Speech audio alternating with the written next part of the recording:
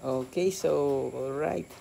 Today we will be discussing naman the concept of the stresses.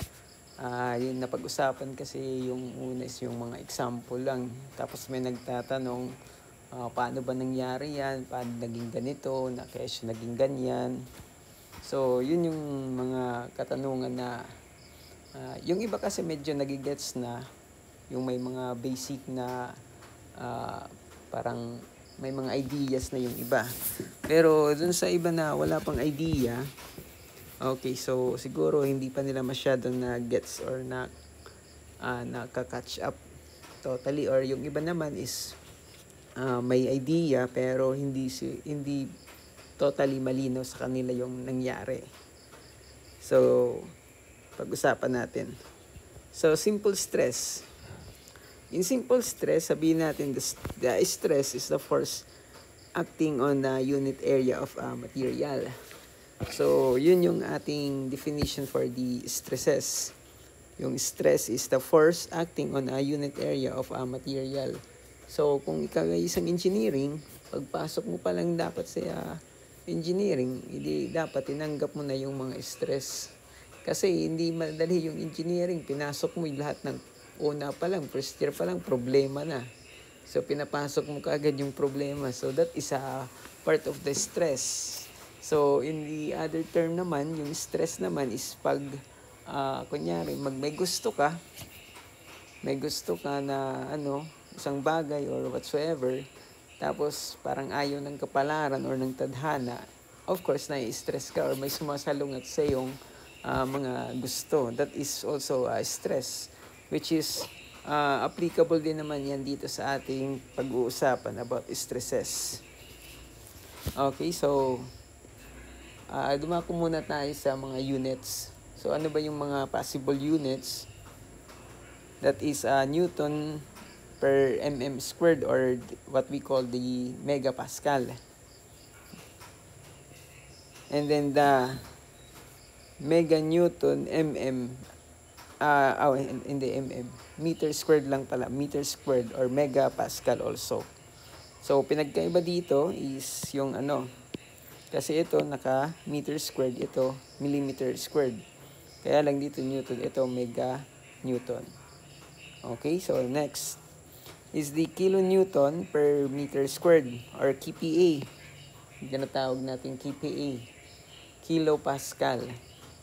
And then we have the pound per inches squared or the PSI. Okay, so that is our mga basic na, kung may gusto pa kayong mga unit, so darating din tayo dyan sa mga, siguro sa mga problem. Pero ito yung medyo madalas na lumalabas sa mga units natin dito sa stresses. Okay, so bago tayo dumako dito sa actual stress, pag-usapan muna natin yung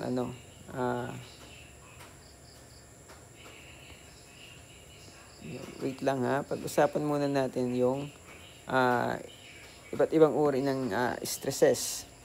So, meron tayong tinatawag normal stress. Yung normal stress yung normal lang. Kasi dito lahat simple eh. Yung normal stress is ganito siya. For example, we have the body or the object. Yung normal stress is papalo dyan yung ibay natin yung kulay. That is the force. Tapos, yung normal stress is siya, subject for the area. Ito yung magiging area niya. Ito yung magiging area niya. So, lahat ng stress is, ang formula natin for this stress is equal to force over area. Lahat yan na stress, force over area lang.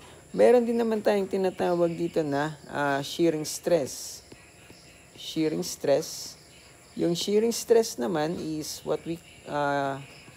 yung shearing stress is ganito naman siya yung nangyayari sa acting ng load niya. We have the force. Yung force mo naman is pag ganun. Sabihin natin V. Pero yung area pa rin niya is yung tatamaan dito. So dito, yung sa normal stress, yung force mo is perpendicular to your area. Ano? Perpendicular. Kasi ibig sabihin, ito yung base mo, tapos ito yung magiging force mo. So perpendicular siya dyan. Dito naman is magiging parallel yung area mo. Kasi ito yung area mo eh. Ito siya. Parallel. Parallel sa kanyang force yung magiging area mo. Ang mahirap kasi dito kung paano mo siya intindihin yung area. Kasi yung force, wala nang problema dyan. Madali lang yung force. Napag-usapan na natin yung mga force na yan sa statics nyo. Ang mahirap naman dito is pag-uusapan naman natin yung area. Dito kasi ang tawag doon, yung nahihirapan lahat ng mga estudyante dito sa paghahanap ng area, kung asan ba yung area dyan. Okay, so pag-usapan natin ng masinsinan itong axial stress. So axial stress, ganito yung axial stress. So of course, meron tayong loadings. Yung loadings natin is pag ano, di ba? That is actually. Axial. Ibig sabihin, that is kung ano yung pwede din naman patayo, basta importante, parallel to our body or object. So ganun yung ano natin, yung axial stress. So of course, pag hinila mo itong bagay na yan, of course, ang tendency is may stretch siya. 'Di ba? May stretch or may stress. Magkakaroon siya dito ng stress. Kasi hinila mo eh. 'Di ba? Like for example, ikaw pag inano ka yung yung pisngi mo, 'di ba? Pag yung pisngi mo, pag yan, kinurot yung pisngi mo. So, of course, yung skin mo is may stress siya, may stretch. So, ganun din dito. Pag binigyan ng force, so may stretch. Yung force naman dito, yung mangyayari, that is the area. Ito yung area niya. Okay? Ito yung area niya. Kasi that is normal stress. Normal stress pa lang siya. Kaya lang, tinatawag natin dito is axial. Kasi yung loadings niya is actually axial, di ba? Yun yung ating tawag dito sa ating stress na yan. So, ganito pa din yung ating magiging loads or ating magiging formula. This is the force and this is our area. And our notation for the normal stress or axial stress is sigma. Okay? So, that's it for our axial stress. Meron din tayong axial stress na tinatawag na yung nangyari naman after the axial stress. Kasi mayroon tayong axial stress for detention pag ganito yung itsura niya. That is for the tensile stress. Okay? Kasi hinihila siya eh. Hinihila to, papunta doon.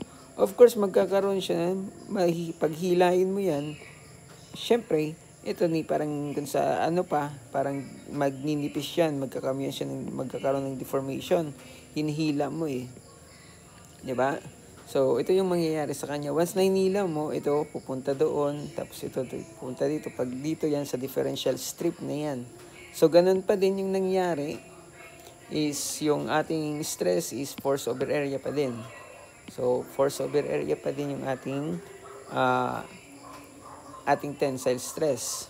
So, meron din naman tayong tinatawag na compression. Kung compression naman is your force is acting papunta sa loob ng ating body or ng ating object. Ito away, 'di ba? Away. Tensile, that is away from the body or the object. Ito towards to the object. So, ganun yung ating compression. That's why tinatawag siyang compression or compressive stress. Compression or compressive stress. Kasi nakukompress. 'Di ba?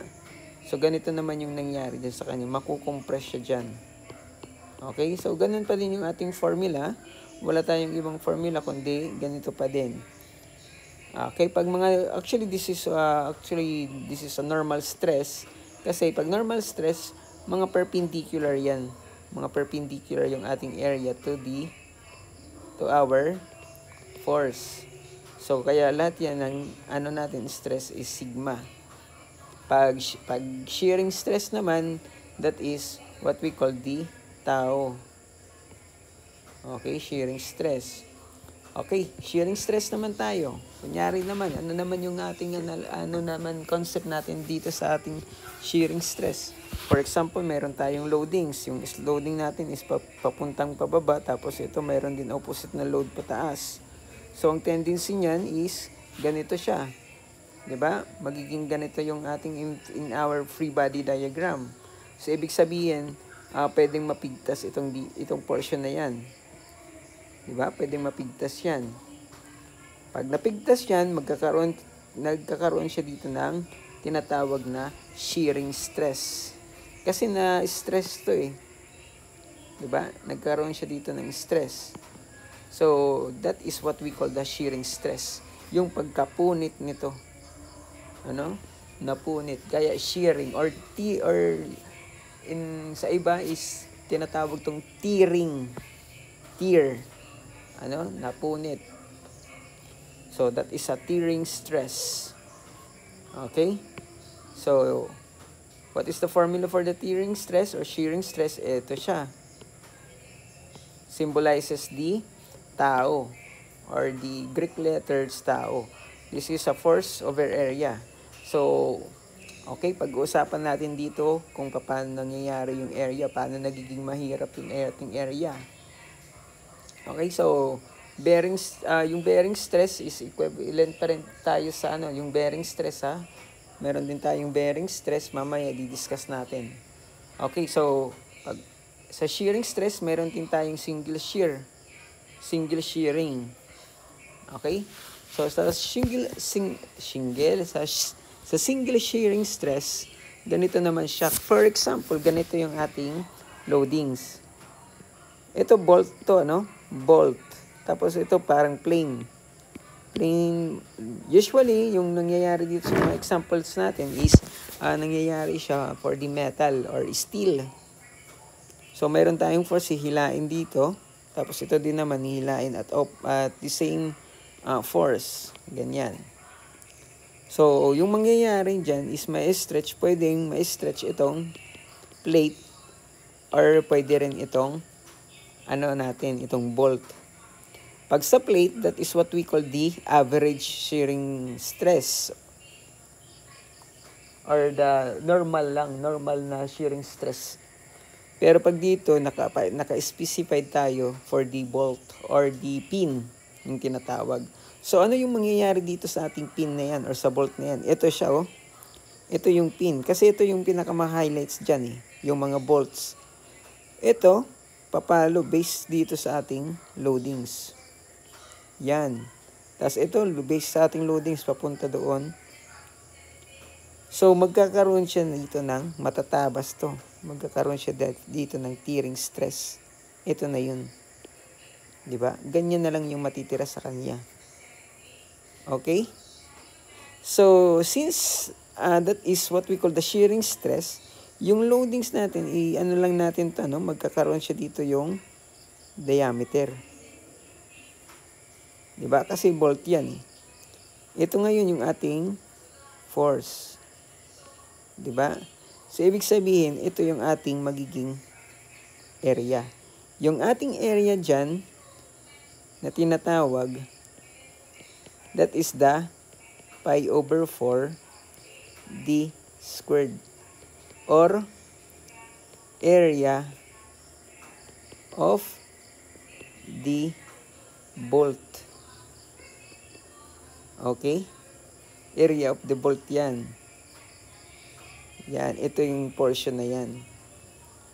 Yan yung ating magiging formula. Nagets nyo? Kasi dyan yung ating loadings, yung ating force. Kasi shearing eh. Kasi 'di ba? Napag-usapan natin kanina shearing, tinabas niya. So ganito pa din yung ating loads or ating formula, pero yung ating area dyan is P pi over 4 or sometimes maliit na D squared. Yun yung ating magiging load. Okay? So, I hope na gets nyo yan. Kung malinaw dyan sa inyo, ano? Ganyan yung nangyari sa ating loadings. That is for the single shear. How about for the double shear? Kasi may double shear. Kung may single, of course, hindi naman pwede yan. Lalo na magba-Valentine's, may double shear pa din. Diba? Sa double shear is ganito yan.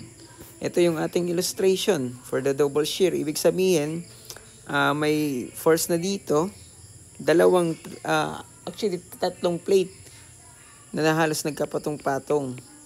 No, tatlong plate. Itong plate. Pero itong plate na dalawa dapat papunta sa kapila. Tapos itong isang plate papunta naman dito. Or vice versa. Or pwede naman yung isa papunta doon. Tapos ito. So ganito naman yung mangyayari sa double shear. Okay? Ganito yung mangyayari sa bolt niya, ha? Meron tayong force. Ito yung force. Tapos magkakaroon din dito. Okay? So kaya lang, para mas malinaw, yung ating force, mapipigtas yan dito. Dalawa kasi yung option niya na mapigtas. Dalawa yung option na pwede siyang masira. Unlike kanina sa single shear, isa lang, isang portion lang. Ito dalawa. Pwede siya dito, pwede dito. Kaya lang yung ating force dyan is dapat, kasi by equilibrium, di ba? By equilibrium, kung yung F natin, dapat yung P natin is equal to F over 2. Para ito din, F over 2. Di ba? Para maging equilibrium, which is the P, dalawang P papunta doon, 1/2 of F, 1/2 of F, so is equivalent to F. Di ba? So, ganyan yung ating magiging mangyayari. Okay, so ganyan pa rin yung ating formula, walang pinag-iba. Kaya lang is yung ating force is pwede mo siyang gawing instead na P, instead na F or P, pwede mo siyang gawin F over 2. Or sabihin natin parang sagwa tingnan, 1/2 of F of the total force over A. Yung A natin is kagaya lang din sa single shear kanina. Yung A natin is equal to pi over 4 d squared. Or pwede ka din maggumamit kung gagamit ka ng buong force. Kung buong force dapat ito 2A. 'Di ba?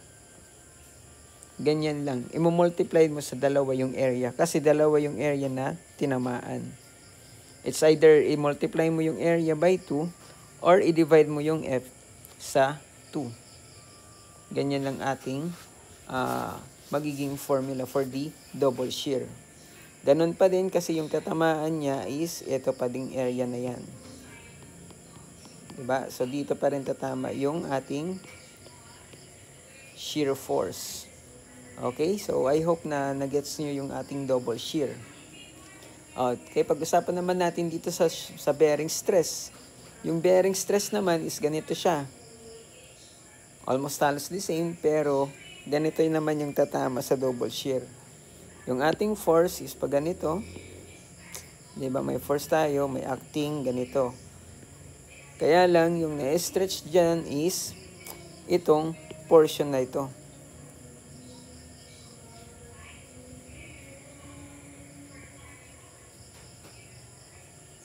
Itong portion na yan. Yung ating na-i-stretch dyan. Yan yung ating tinatamaan. That is, yung force natin instead of, is magiging perpendicular, di ba? Dito magiging perpendicular na siya. Di ba? Magiging perpendicular yan sa ating force. Kasi yung force natin is pag ganyan. So, ibig sabihin, magiging perpendicular na yung force that is bearing stress. So, ganyan na yung ating magiging formula. Kaya lang, yung area natin dyan is instead of na pag ganyan yung ating force, hindi natin kukumpletong pag ganon. Yung ating kukompute lang yan is yung projected area lang. Ito lang. Yung projected area. 'Di ba? Nakuha nyo, nasundan nyo. Projected area lang. Ito. Ito yung projected area. So, kung zoom in natin yan, that is, this would be your T, and this would be your D. Yung D mo is, that is yung diameter of your, kasi ito yung diameter mo, diameter yan. Diba? That is D. Diameter of the bolt or pin. Okay? So, ganun ang ating magiging formula. So, ibig sabihin, our force is equal to D multiplied by the thickness of the plate. Ito na yung thickness ng plate. Okay, so I hope na nag-gets nyo itong ating formula for the bearing stress or the stresses. Diba? Medyo madali lang naman. Walang namang ano. Importante lang, naintindihan mo talaga yung concept. Kasi pag hindi mo siya naintindihan, ay wala, mahihirapan ka.